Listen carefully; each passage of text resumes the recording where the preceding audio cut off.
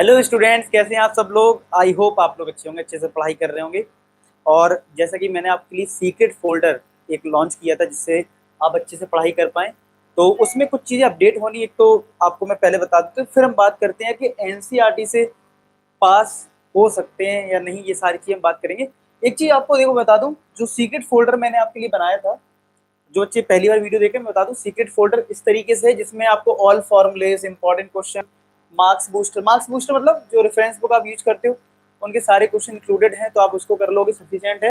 MCQ, previous year, इसमें और भी केस स्टडी सारी चीज ऐड होंगी।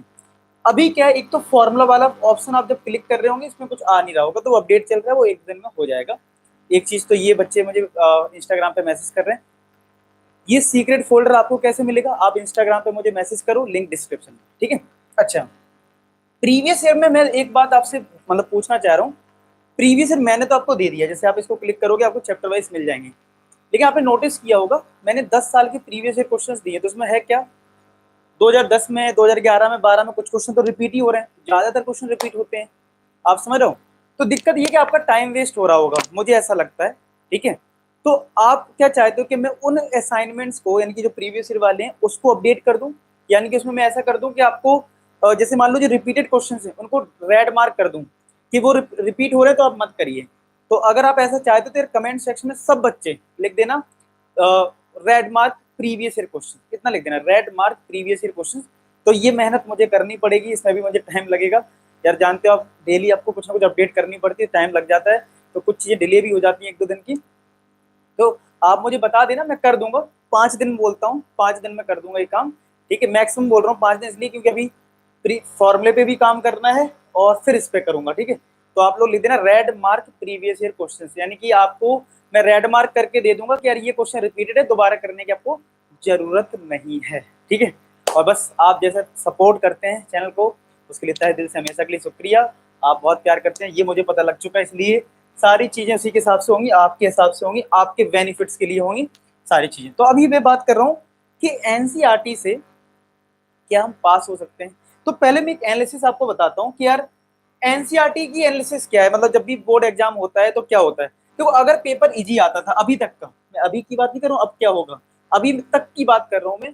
अगर पेपर इजी आता था, ठीक है, तो 80% एनसीईआरटी के एज इट इज क्वेश्चन रहते थे, और जो दूसरे भी होते थे तो वो भी बड़े आराम से आप लोग एनसीईआरटी बेसिस पे कर सकते थे इस तरीके से। अगर पेपर एवरेज रहता था तो आप ये मान लो कि यहाँ पे ये परसेंटेज 60% हो जाती है, और यानी 60% एनसीईआरटी के एज इट इज क्वेश्चन होते हैं और कुछ में मॉडिफिकेशन होता है, तो हम ये कह सकते हैं 20% पार्ट इसका अच्छा होता था, मतलब 20% पार्ट ऐसा था। 20% मान लो आप, 60 ये हो गया, 20% में कुछ डिजिट चेंज कर दी, और 20% में कुछ अच्छे क्वेश्चन भी रहते थे।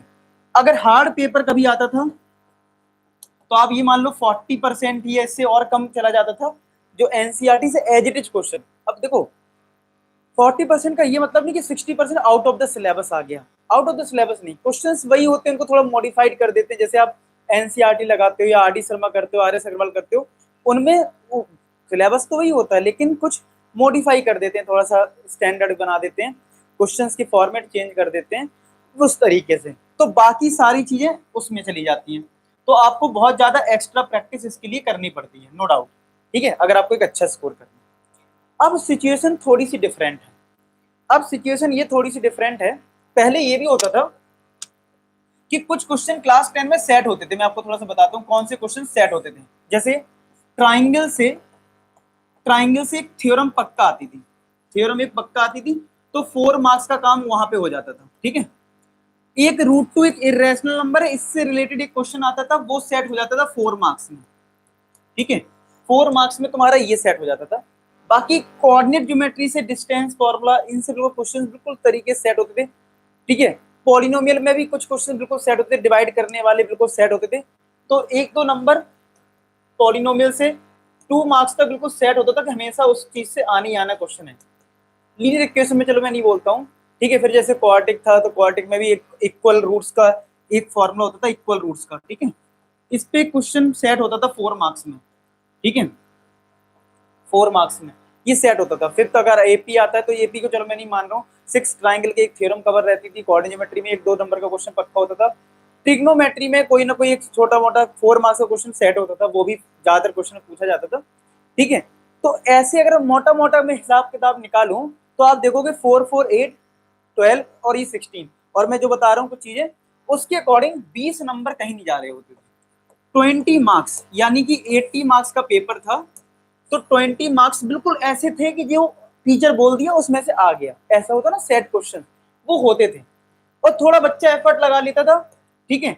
मान लो बिल्कुल गिरी हालत में जिसकी बिल्कुल तैयारी नहीं है, वो 20 नंबर यहाँ से और 10 नंबर खुद से कुछ, जैसे मान लो सरफेस एरिया क्वेश्चन है, फॉर्मूला पता है, कुछ लगा दिया, क्योंकि सीबीएसई स्टेप मार्किंग करता है, तो आपको उसमें स्टेप मिला 10 नंबर, तो यानी आपको आराम से 30 मार्क्स मिल जाते थे और आप आराम से पास हो जाते थे। 80 में आपके 30 मार्क्स आ गए, आप पास हो गए, ठीक है। इस तरीके से मतलब बहुत आसान था। देखिए इस बार ना मैं ये बोल सकता हूँ कि ट्राइंगल से थ्योरम आएगी, ना मैं ये कह रहा हूं कि रूट टू एक इरेशनल नंबर है प्रूव करो, ना ही कोई चीज सेट है। यानी इस बार क्वेश्चंस के जो डायरेक्ट पूछे जाने वाले क्वेश्चन थे 4 4 नंबर के, वो पूरी तरह से कैंसिल है। तो यहाँ पे क्वेश्चन मार्क बिल्कुल आता है, क्या हम इस बार एनसीईआरटी से पास हो पाएंगे। तो मेरा एक यहाँ पे क्वेश्चन है आप से कि यार देखो एनसीईआरटी को कितना भी डेप्थ में पढ़ लो, ठीक है, ठीक, कितने भी प्रूव कर लो, सब कुछ कर लो, अगर आप एक ऑब्जेक्टिव अप्रोच नहीं रखोगे तो आप नहीं कर पाओगे। और मैं आपको बताता हूँ 80 मार्क्स का जरूर पेपर है, 80 मार्क्स का पेपर है, लेकिन आपने अगर अच्छे से पढ़ाई नहीं की होगी तो आप 30 नंबर भी नहीं ला सकते, अगर आपने अच्छे से पढ़ाई नहीं करी है। हालांकि ये 80 मार्क्स को मैं आपको बता दूं, टर्म वन में तो सिर्फ आप लोग कंफ्यूज मत होना, अब 80 मार्क्स का ना होगी, टर्म वन तो आपको पता है 40 मार्क्स का होना है। तो मैं ये कह सकता हूं कि 40 मार्क्स में आपके लिए 15 नंबर लाना भी बहुत मुश्किल हो जाएगा। क्योंकि आप किसी से भी पूछना, जो बच्चे कॉम्पिटिटिव एग्जाम की तैयारी करते हैं, तो वो बताते हैं आपको कि हम थ्योरी पढ़ लेते हैं, लेकिन थ्योरी के बाद भी ऑब्जेक्टिव अप्रोच नहीं होती है कि उस क्वेश्चन को ऑब्जेक्टिव फॉर्म में जब दिया जाता है तो हम कैसे अप्रोच करें। अगर आपकी प्रैक्टिस नहीं है तो आप 15 नंबर भी लाने आपके लिए बहुत मुश्किल हो जाएंगे, अगर आपके लिए तैयारी अच्छी नहीं है, ठीक है। तो अगर जो बच्चे सीरियस नहीं है तो पहले तो पढ़ना शुरू करो। अब कुछ लोग कहेंगे सर तो हम एनसीईआरटी ना करें, जब आप बोल रहे हैं 15 नंबर भी नहीं आ सकते। अब देखो यहाँ पे कंट्राडिक्शन जो वाली बात आती वो आएगी, आपको कॉन्सेप्ट के लिए तो एनसीईआरटी करना है, कॉन्सेप्ट के लिए एनसीईआरटी करना है, लेकिन अगर मार्क्स अच्छे लाने तो आपको एमसीक्यू क्वेश्चंस की प्रैक्टिस करनी पड़ेगी। आप ये समझो गाड़ी के 2 पहिए हैं, अगर एनसीईआरटी नहीं करोगे तो एमसीक्यू नहीं कर पाओगे अच्छे से, ठीक है। और अगर एमसीक्यू कर भी लिए तो आपकी कॉन्सेप्ट बिल्ड नहीं होगी, तब भी नंबर नहीं आएंगे। यानी दोनों पहियों को बैलेंस करना है, यानी एनसीईआरटी करनी है और फिर एमसीक्यू करना है, ठीक है। समझ में आ रही बात। तो यानी आपकी एमसीक्यू की वजह से, यानी ऑब्जेक्टिव अप्रोच की वजह से हो सकता है आप स्कूल टेस्ट में फेल भी हो जाओ, कोई बड़ी बात नहीं। आप देख रहे हो, मैं देख भी रहा हूँ अपने आसपास, मुझसे बच्चे पढ़ते भी हैं, तो मैं देख पा रहा हूँ कि यार ऑनलाइन बोल रहे थे बच्चे कि पढ़ लिया पढ़ लिया, जब उनको मैं फिजिकली जैसे मेरे पास आते तो मैं बोलता हूँ बेटा करना है क्वेश्चन तो नहीं कर पा रहे हैं। शायद आपके साथ भी ऐसा हो रहा होगा, आपके साथ भी ऐसा हो रहा होगा कि आपने भी शायद ऑफलाइन कहीं पढ़ना शुरू किया होगा, तो आपने भी देखा होगा कि आपके टीचर कोई क्वेश्चन दे रहे हैं, आपसे नहीं बन पा रहे हैं।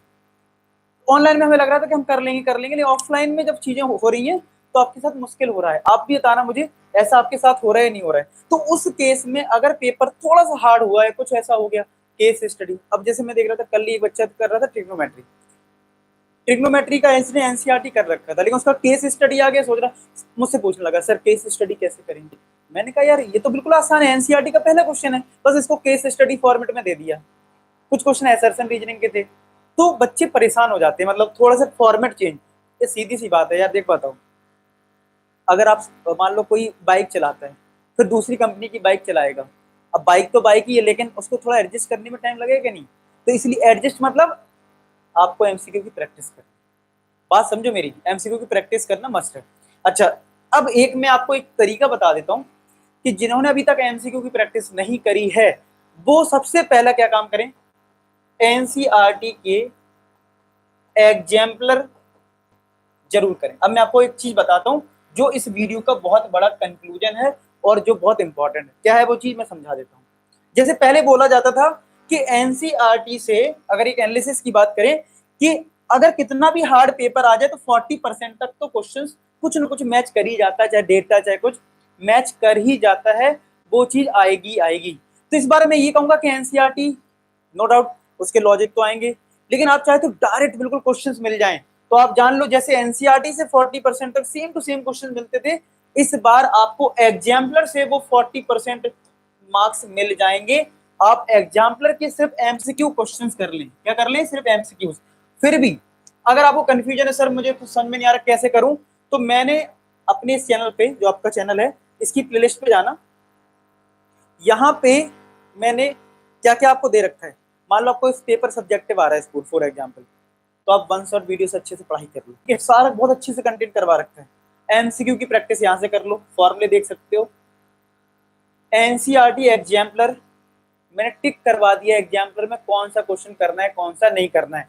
फिर भी आपके स्कूल में पेपर आ रहे हैं, मैंने कुछ सब्जेक्टिव पे क्वेश्चन में भी टिक करवा रखा है, अभी सिर्फ और सिर्फ ओनली एमसीक्यू कर लो, ओनली एमसीक्यू अभी के लिए, जब स्कूल टेस्ट आ रहे हैं।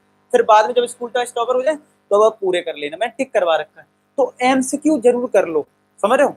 और जिन बच्चों ने मार्क्स बूस्टर डाउनलोड कर लिया है, तो पेपर जैसे स्कूल के ओवर हो पर मार्क्स बूस्टर कर लो, ठीक है। तो वो सारी चीजें हैं, टेलीग्राम ज्वाइन कर लेना, वहां पे आपको सारी चीजें मिल जाएंगी, एनसीईआरटी एग्जाम्पलर मिल जाएगा, सब कुछ मिल जाएगा। फिर भी कोई क्वेरी है, मन में डाउट है, आप पूछ सकते हो मुझसे इंस्टाग्राम पे, इंस्टाग्राम की लिंक भी मैंने दे रखी है डिस्क्रिप्शन में, ठीक है। तो आपको समझ में आया, यानी कि अगर फेल होने से बचना है तो एग्जाम्पलर के क्वेश्चन जरूर कर लो, एटलीस्ट ये मिनिमम रिक्वायरमेंट है। पहले जैसे लोग एनसीईआरटी करते थे, जैसे मैं बोलता था इतने क्वेश्चंस कर लो, वैसे अब मैं बोल रहा हूँ एनसीईआरटी एग्जाम्पलर के एमसीक्यू कर लो, आपका भला हो जाएगा, ठीक है। आया समझ में, यानी क्या दिक्कत है एनसीईआरटी से, नंबर लाने मुश्किल होंगे कि सब्जेक्टिव है, ठीक है। तो आई होप आपको चीजें क्लियर हो गई होंगी। कमेंट सेक्शन में क्या लिखना है, प्रीवियस ईयर जो मैंने बोला था, ठीक है, previous year red mark previous year question, वो आप कर देना, तो मैं इसको अपडेट करता हूँ। मिलते हैं नेक्स्ट वीडियो, तो अपना ख्याल रखें। लास्ट में एक ही बात बोलूंगा कि आप सभी सफल हो। धन्यवाद।